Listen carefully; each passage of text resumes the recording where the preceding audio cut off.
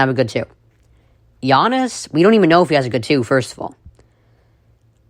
He doesn't play well in the playoffs, and he's probably not going to have an experienced coach next year, if they lose this year. All right, well, here's a guy that, has played well in the playoffs before, but just can't really seem to get the job done late in the playoffs. Like, he does well when he's playing in the early round, but late round, like this year, I blame it on Rodgers. I blamed this first round, this NFC Championship exit on Rodgers. It can't be the defense's fault. They had 3 picks. LaFleur, okay, I guess he could have kicked a field goal, but that wouldn't have changed much because there was still a 2-point conversion to be made. But anyway, he was not at minicamp. That's mandatory. And do I think Aaron's going to come back this year? Yes. Do I think he'll end his career in Green Bay? It pains me to say this as a Packers fan, but no, I don't see him ending his career in Green Bay. I see him, and this is just, I'm sure if you ask most people, they'll be saying, oh, Rodgers is coming back this year, but he'll be gone next year. I'm hoping he stays the last 2 years of his contract and then leaves in 2023. That would be the logical solution, but I think Rodgers is just like... really, I don't know if Rodgers is really asking... Because first, I misinterpreted it, too, as something like he's asking... I did it with Russell Wilson, too, because a lot of people do this. It's like, oh, he's complaining, he's asking for weapons, he has them, he's such a crybaby. They're not asking for that. They're asking for the front office to listen to them because they believe that they've earned that credit. And whether they have or not, that's an opinion. The thing is, there's a lot of players now getting more and more power. And I don't think it's a coincidence that this happened after Brady had all that power on a Super Bowl. But at some point, they're both going to have to move on because he's not going to end up in Green Bay, probably. He's not going to end his career in Green Bay. I think he stays this year, though. But I think Green Bay has had a couple of chances to prevent this. I think they could have restructured his deal this year, and I think it's an easy fix if you restructure his deal and say, hey, we're committed to you, and maybe we'll start listening if we believe it'll help us. Because, right now, it's not like they're not even explaining themselves to Rodgers. They're kind of just dodging him a bit. With Jared Cook, he asked to re-sign Jared Cook, and that's not a big ask. He's not like, hey, sign a big market free agent. He's not like saying, hey, sign, who is the big free agent this year? Damn. He's not saying sign, I don't think he said sign J.J. Watt. I'm sure he would have loved to, but, I don't think he said they had to. But if they sign J.J. Watt, I'm sure this could have been prevented. But I'm really trying to think of a good free agent that he could have asked for. But the point is, he's not asking for a big free agent. He asked for Jared Cook. That's not a lot of money. And they couldn't re-sign him, and I don't think they explained themselves to Rodgers. They completely dodged him on the firing of his quarterback coach. Didn't even tell him. Completely dodged him on the Jordan Love pick. You should have told him at least. You should have told him. I know a lot of people are like, oh, he's an employee. Why do they have to tell him anything? I think after 15 years of him being one of the best quarterbacks in the league and bringing you guys to NFC championships, multiple, 5 of them, being a big reason for your success, he deserves to be told.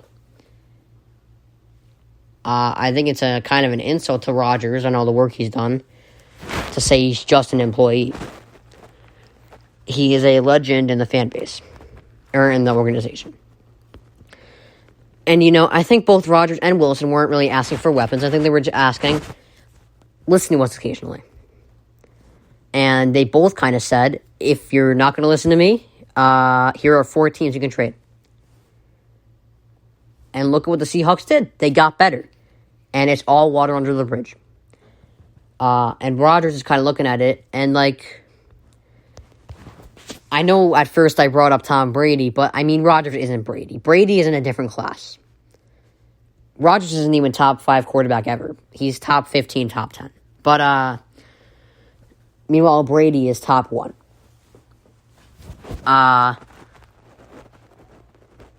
So I don't really put him in that class, but think about this.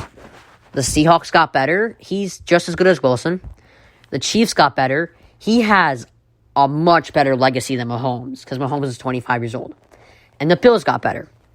He's got better legacy, and really, all time is better than both Mahomes and Josh Allen. He deserves more respect than them. As great as they are, he deserves more respect than them.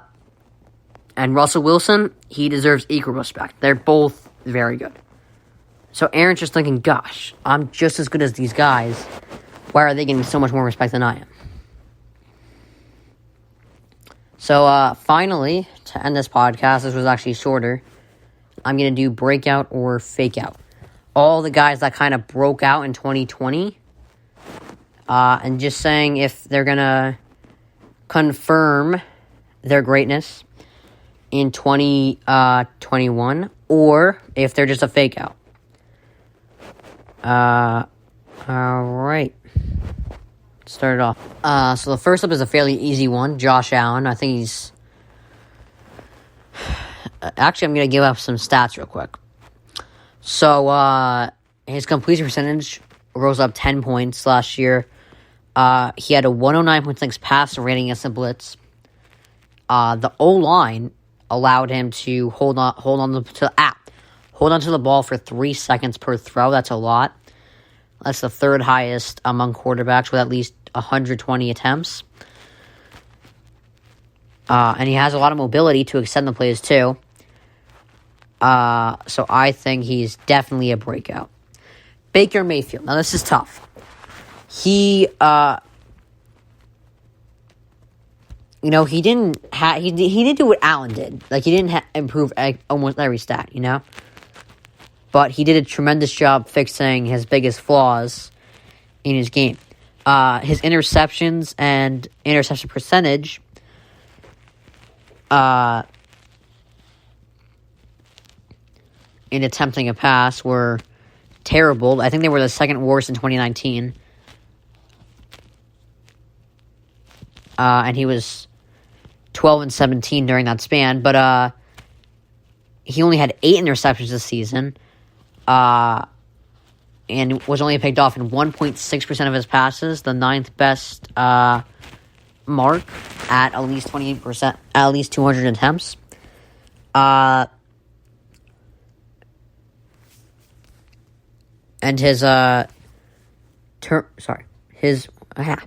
turnover rate also dropped to 2.8 this season, according to Pro Football Focus. So, and he had a career best 2.7 pressure-free seconds in the pocket.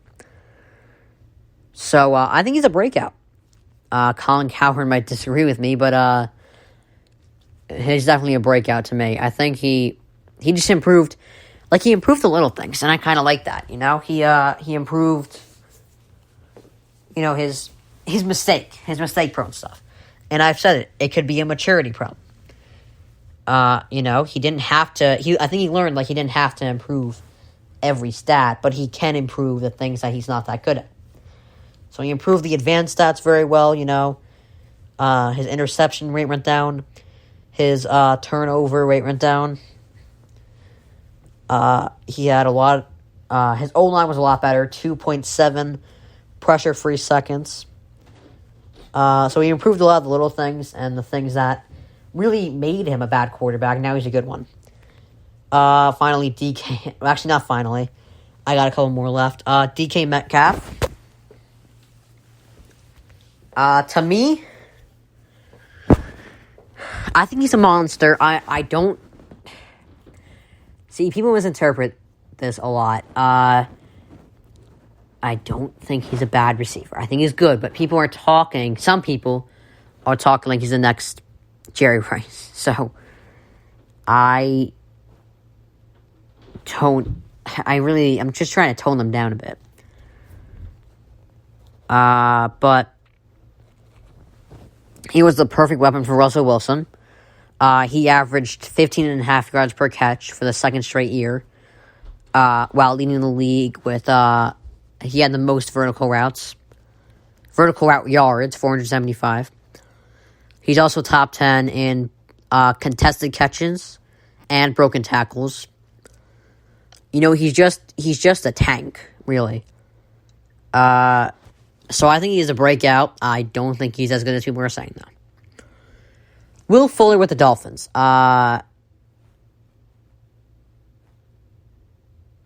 This is tough.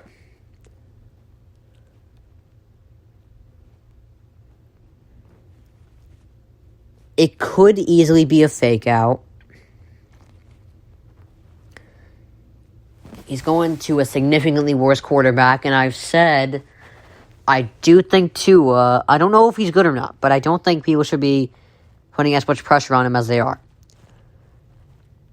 But he did a great job with Deshaun Watson last year. In only 11 games, he he had 5 more games left. He was probably going to have over 10 touchdowns. Definitely over 1,000 yards. He had 879 in 11 games. He was going to have 1,000 yards and over 10 touchdowns. He looked like a legitimate number 1 option last year.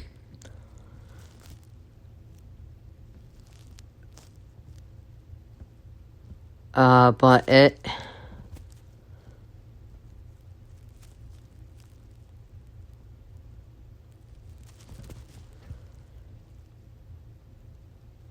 it's tough because he also stayed healthy for the first time in his career, before getting suspended. But I'm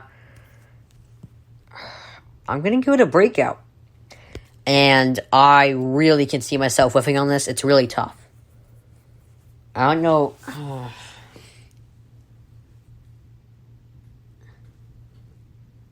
going to say breakout because I'm going to remain positive about Tua. David Montgomery for the Bears.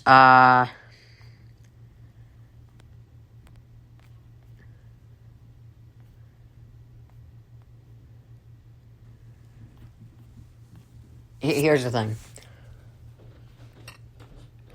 David Montgomery, he had 2 different seasons in 2020. The first half, he had 442 yards, 117 rush attempts, and only 1 touchdown. The next half, 628 yards, 7 touchdowns, almost 5 yards per carry.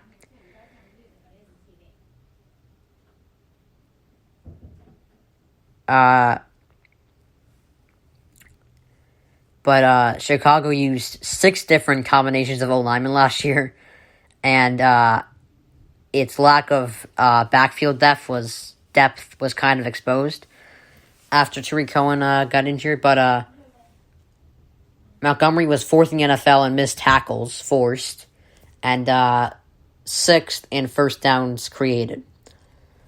So because of those stats, I'm going to say he's a breakout. Corey Davis. This is tough.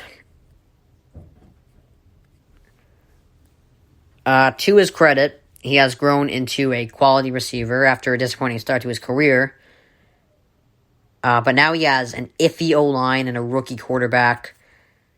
I'm going to say fake out. And I'm not saying Zach Wilson is going to be an immediate bust. I'm going to give him as much time as I'm going to be Tua. But I don't think his rookie year he's going to make Davis as good as he was last year.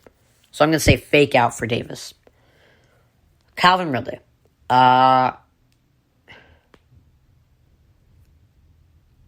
He showed this past season he can succeed without Jones on the field.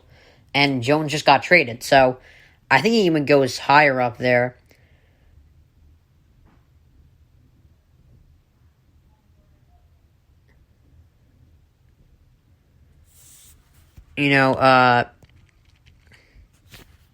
he had 50 receptions.